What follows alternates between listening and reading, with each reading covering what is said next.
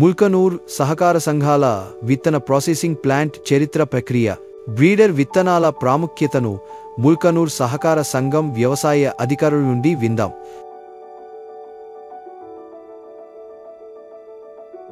నా పేరు బి స్వామిరావు. నేను అగ్రికల్చర్ ఆఫీసర్గా సహకార సంఘంలో గత 10 సంవత్సరాలుగా పనిచేస్తున్నాను. మా సంఘం విత్తన ఉత్పత్తిలో 1968 సంవత్సరంలో సీడ్ ప్రాసెసింగ్ ప్లాంట్ ఏర్పాటు చేయడం జరిగింది. మా దగ్గర సీడ్ విత్తన ఉత్పత్తిలో భాగంగా వరి విత్తనాలలో 14 రకాల వంగడాలు, మొక్కజొన్నల 2 వంగడాలు, ఫాడర్ జవార్ 1 వంగడం, CHS 43M అనేది రైతులకు అందుబాటులో ఉంచాము.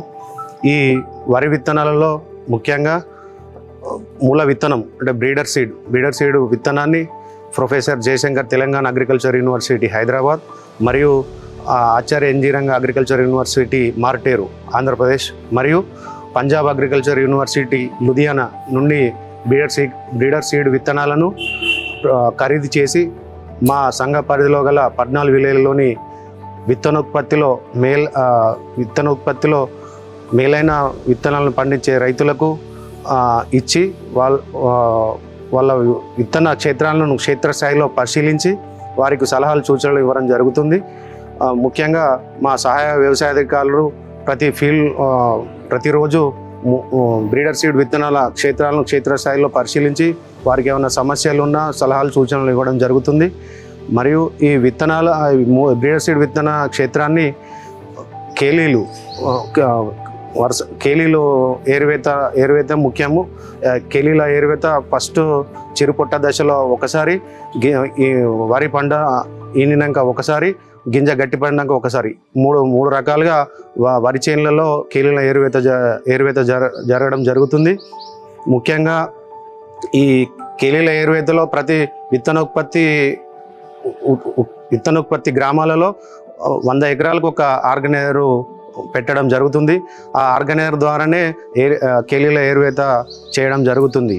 ఈ కేలీల ఏరువేత తర్వాత విత్తన అభివృద్ధి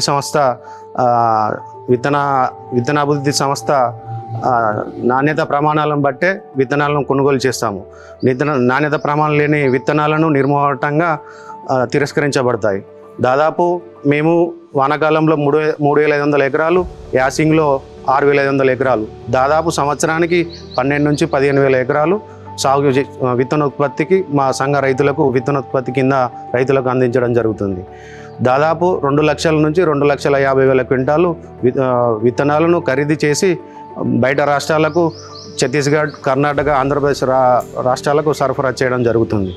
ఈ విత్తనోత్పత్తి మూల విత్తనం పండించిన రైతులకు అడిషనల్ బోనస్ కింద, ప్రోత్సాహం కింద క్వింటాల్కు అడిషనల్గా 100 రూపాయలు చెల్లించడం జరుగుతుంది. మా యొక్క సొసైటీ యొక్క ఉద్దేశం నాణ్యమైన విత్తనాలను సామాన్య ప్రజలకు అందించడం మా సొసైటీ యొక్క ఉద్దేశం.